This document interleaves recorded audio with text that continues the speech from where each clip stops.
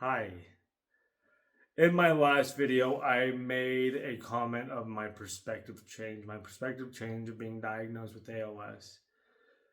Uh, there's a few things that I feel like my perspective has changed uh, pretty drastically on, and I want to kind of touch on each of those. But before I do that, I want to talk about where I was before being diagnosed.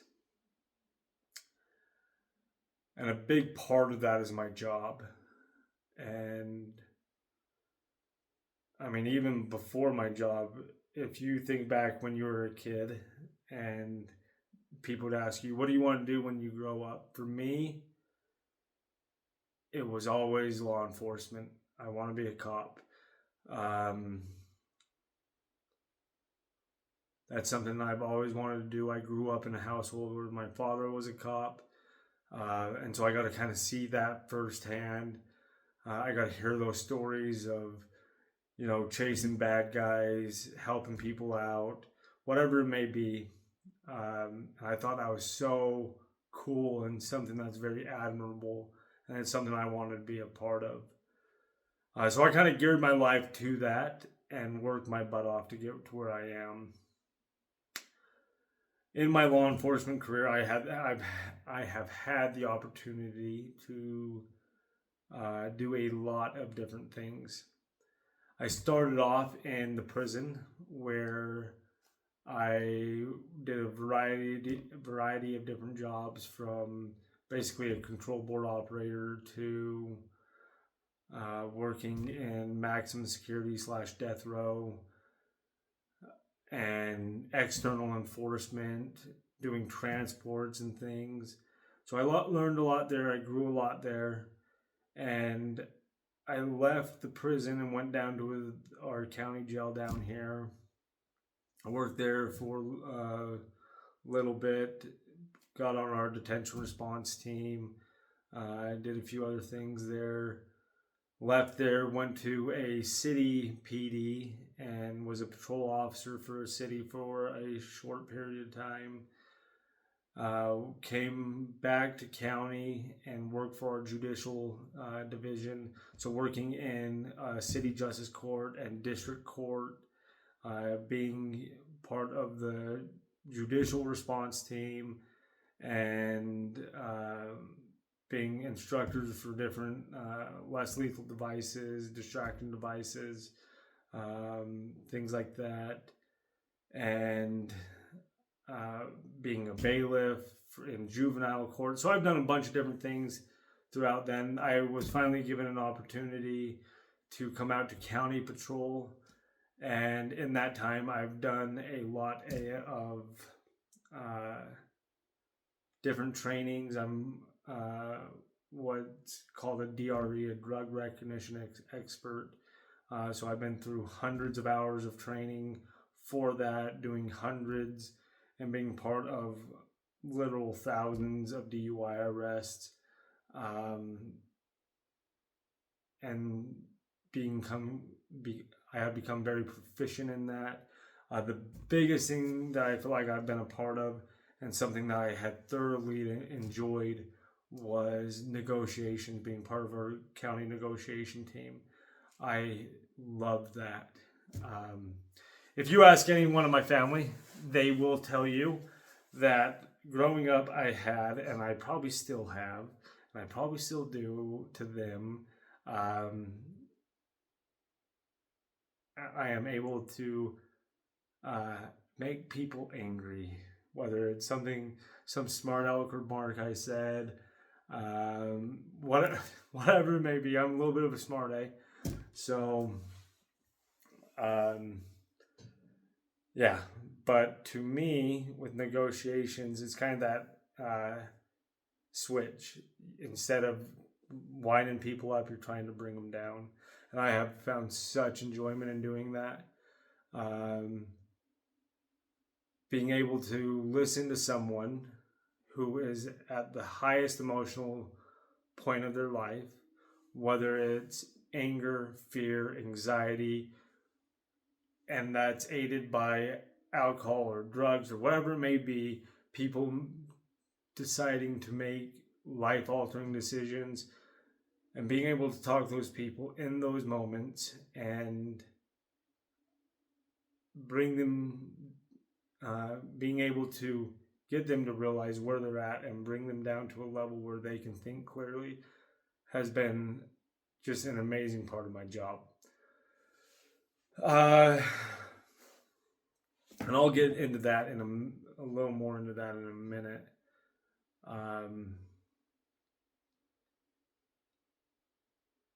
But with work, I was working a lot. And there was a reason for it. And the main reason was for my girls.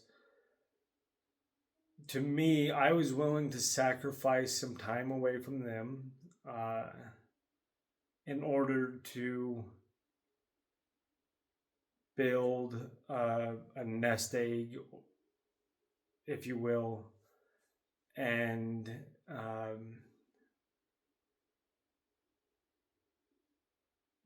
to me, I felt it was more important to work now, save up the money and everything else, give them the life that I feel like they deserve, and then when they're older, I can take them on trips and vacations that I know they're going to want to go on. And so that was my thought process. And I would be lying to say that was the only reason why. I loved my job. And so it was a little bit of selfishness too.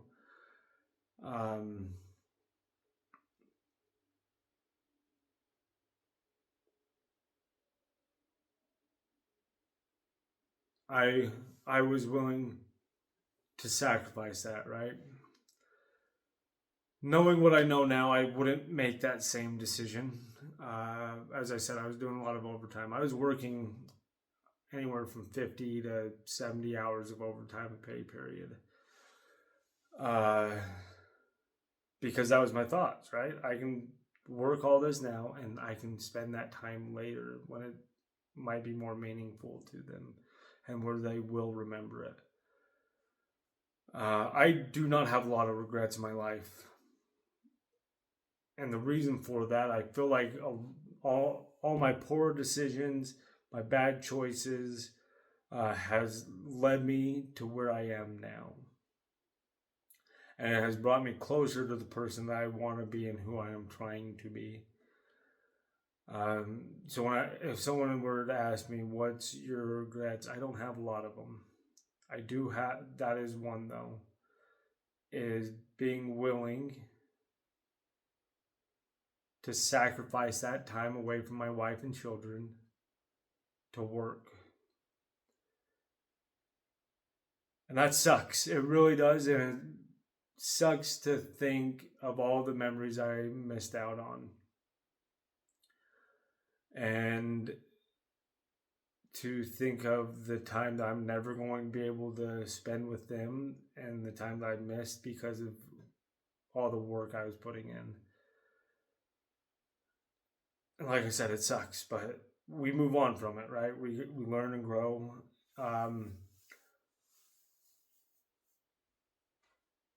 We get to the point of my diagnosis, and I think there's 3 key perspective shifts that I had.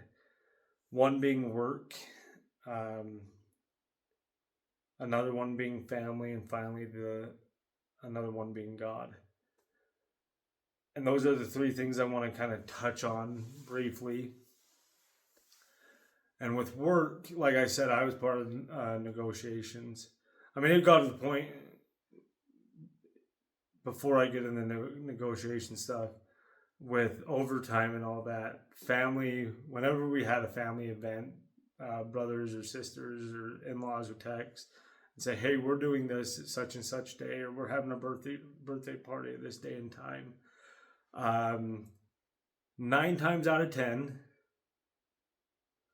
times out of 10, I would reply with, I work. 9 times out of 10, I was being serious. The last time I was just trying to be funny.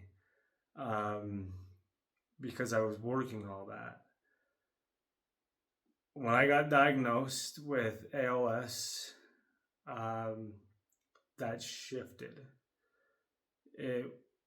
I worked one more scheduled overtime for a university game or something. Um, I, I that was already scheduled beforehand before I knew this, and it was a university volleyball game, and I bought my wife and girls tickets to come to it and all that. So I'm glad I did because that was miserable sitting at that game going, my life is ending. Um, but I remember looking up and seeing my wife and girls just sit there and go, it might be ending, but there's still a lot to live with them. And just seeing them made me so happy. Um, since then, I probably worked 3 or 4 overtime shifts. Um, it just hasn't been that priority for me. And with the negotiations, it's something that I love to do, and um, I sent an email to my chain of command over that specialty and just said I cannot justify taking any more time away from my family, and they were fully supportive of me. And they just said,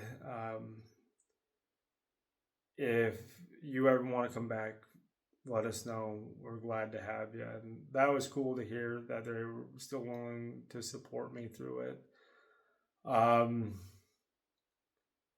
But work, I should say this about work. When I'm at work, it's still a very important part of my life. And I put forth 100% effort to be the best person I can be, to support my team and my community. But giving up that position, I remember shortly after I got a call, or I was dispatched to a call, and someone was wanting to make a decision to, that ultimate end, I guess we'll say. And I would never shy away from those calls. I shouldn't say I enjoyed taking them, but I felt like I was very well equipped to handle those calls before. And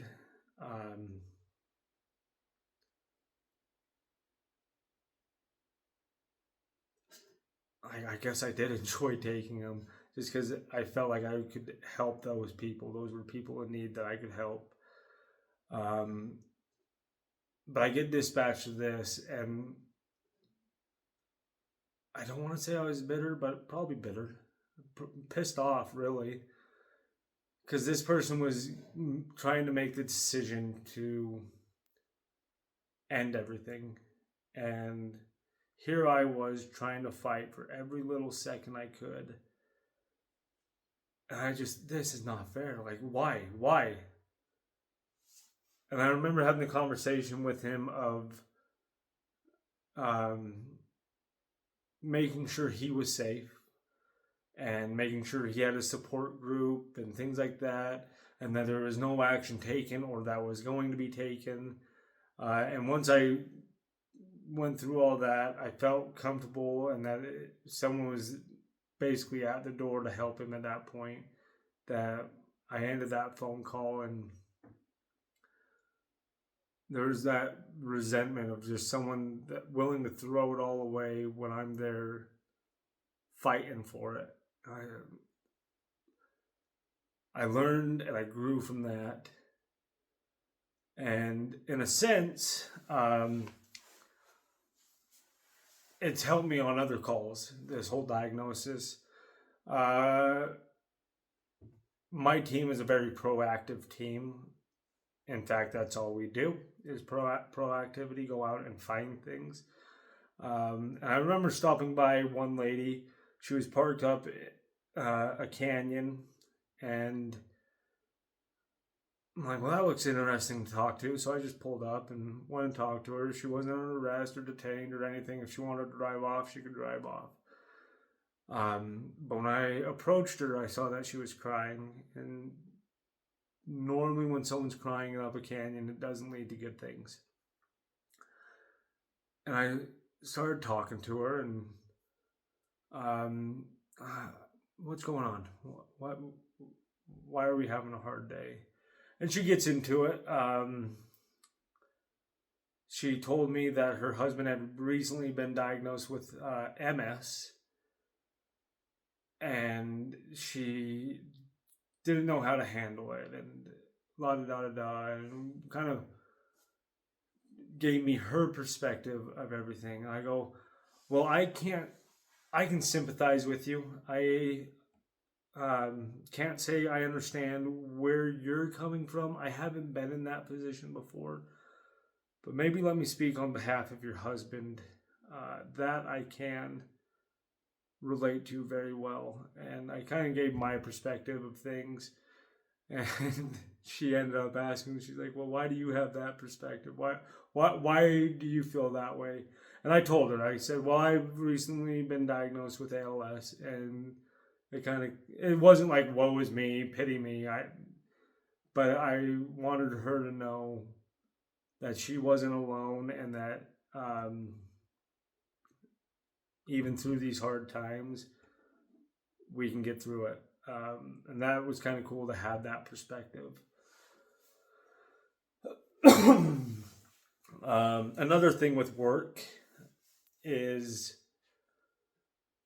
I think a lot of officers have letters, whether it's typed on their computers or handwritten and put away in safes or in their vehicles or whatever it is. Those letters that are meant for your family if and when you may not make it home. In law enforcement, that's a very real possibility. You never know which day is going to be your last day. Just this last week, I believe there was 3 officers killed back east. A month or so ago, we had 2 Utah officers get gunned down. So you don't know your last day. And so people try to prepare and have those letters. And I would always start typing them. Something would pop up, and then it would get deleted or whatever.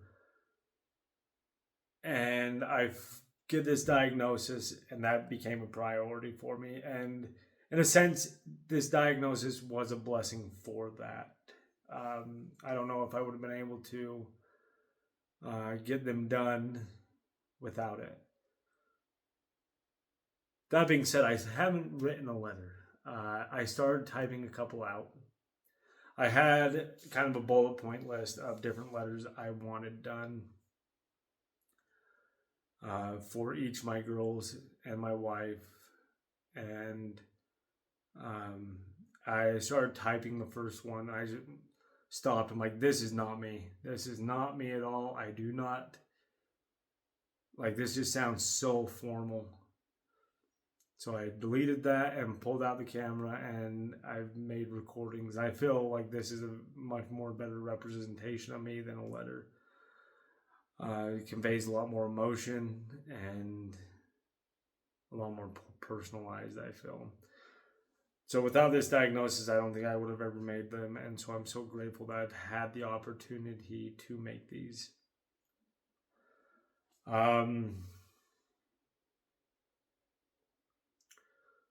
Another thing with work, I remember shortly after getting diagnosed, I was driving around one of our local cities here, and a call came out for a building fire, a structure fire. And I was literally 3 blocks away, if that. So I hightail it over there, get out. It's a construction house it's basically done. I show up, see the flames, check with one of the workers. Is anyone else inside? No. We make sure everyone's back away. I go check inside, make sure no one is in there, and then back out. At that time, firefighters started showing up, the true heroes of America. Oh, bless their hearts. Anyway, then a few of the city police had shown up. And at this point, most of my local agencies knew.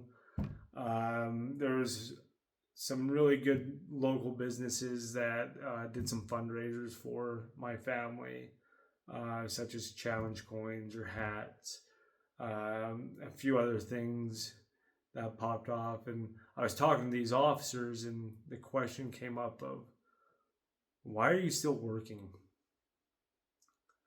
If I were you, I'd be gone. And there's a couple reasons. One, I feel like doing nothing kills a lot of people.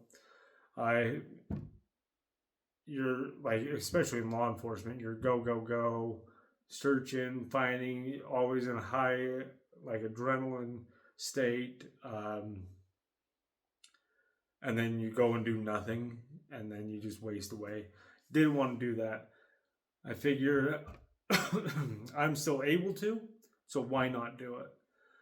Another reason, and this might be cheesy, and if you think so, oh well.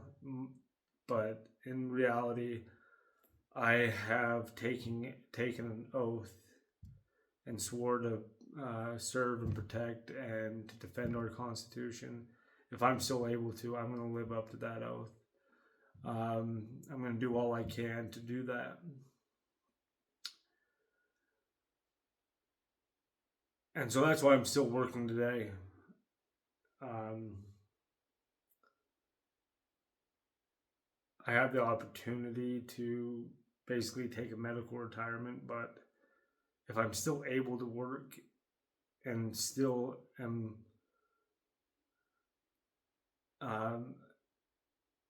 able to do everything I need to do and have to do, why not?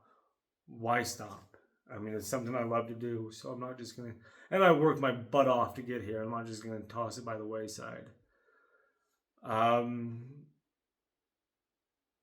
But without working all that overtime kind of brings me into that other perspective shift of family. They were never on the back burner for me. My girls have always been super important to me. And I mean, I would do anything for them. They drive me up the wall, don't get me wrong. I mean, I have 3 girls. The dramatics are unreal. And how different each of them are from one another is insane. And I don't know, there's nothing that means more to me than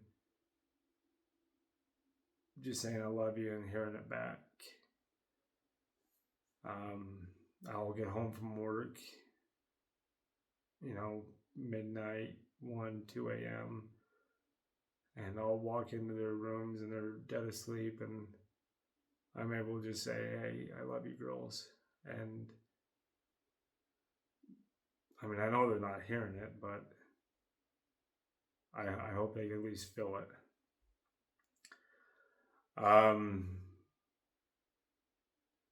But yeah, all the I work texts and things like that. I mean, I still do it just to bug them because I think it's funny. Family will, hey, we're having a family dinner. I work. Shut up, Hayden. Okay, sorry, I'll be there. And so that's been super cool to see, is just family coming together and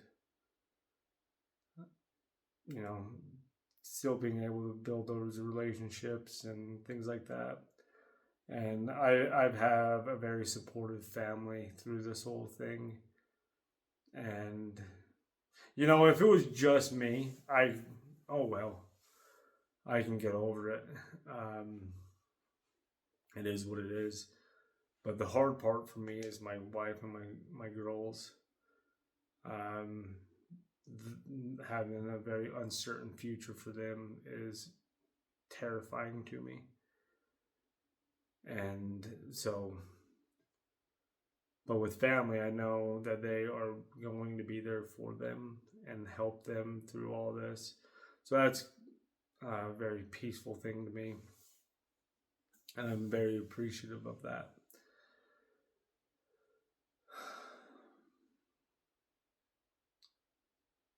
But yeah, I just take my girls out on these little vacations or weekend getaways have been very awesome to be with them. And we had an opportunity to go on a Disney cruise with them. And that was such a fun experience. Just seeing they're at that very Disney age, ages 4 to 10, and they loved it. So it was just fun seeing that and being able to have those memories made with them, and hopefully they remember those of me. Getting into that final perspective shift of God. I know this video has already probably gone on way too long, but I feel like this is a very important thing to talk about. To be completely honest, God was a back burner for me. I've always believed in God, and but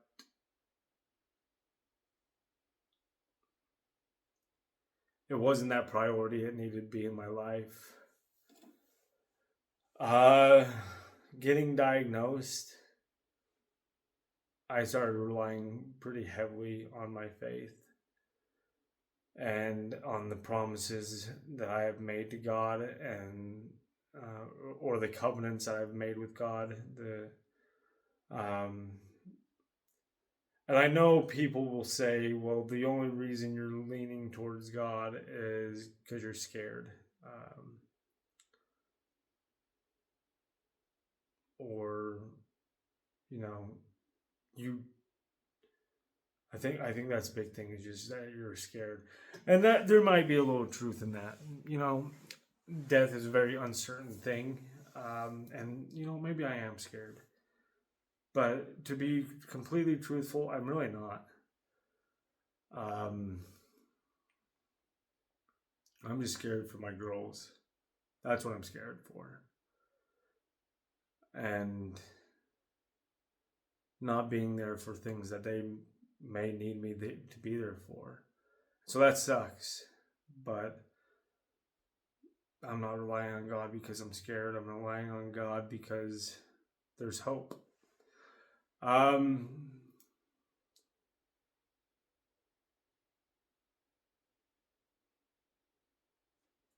Sorry. I have a picture of Christ sitting basically right on the other side of this, and just kind of looking at that. Like I said, I have made promises with God that I have really leaned into over this last year, and have realized how important it is to me. And I've had conversations with coworkers and friends, and where the questions gets brought up of, why would you believe in God? How can you believe in God when this is happening to you? And my thought is, how can you not? Sure, I can sit there and be bitter and pissed off and blame God or not even believe in Him, but what good is that? What good does that do anybody? I don't see a benefit in that.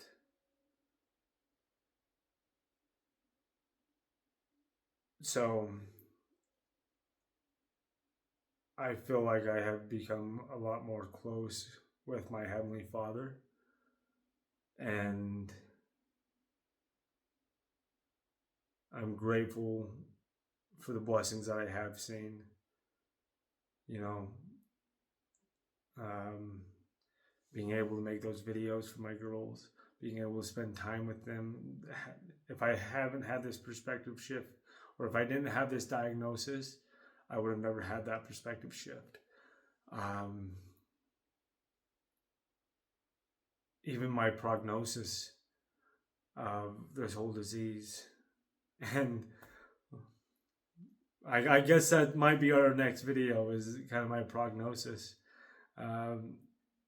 It's probably the best news I can have with this disease, aside from being told, hey, we were wrong, you don't have it. So I think we'll get into that in our next video, but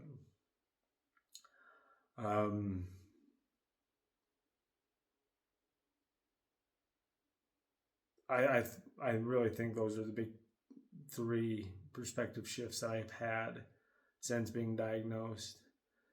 My main thing is just letting my girls know how much I love them, and I hope that there's no resentment in the future from them of me working as much as I did.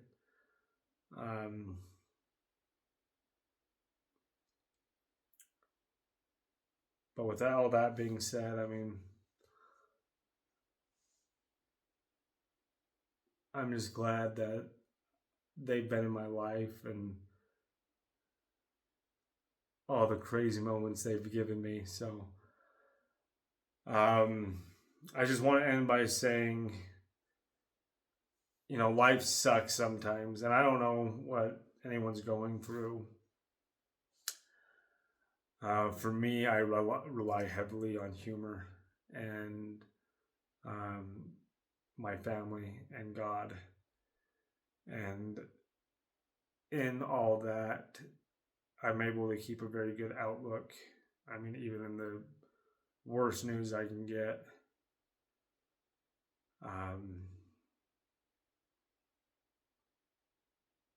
So if you're going through something tough right now, I'm sorry.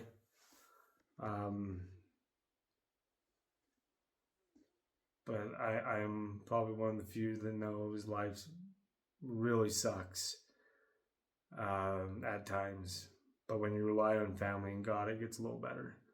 So hopefully you all have a good night. And I guess we'll see you in the next one.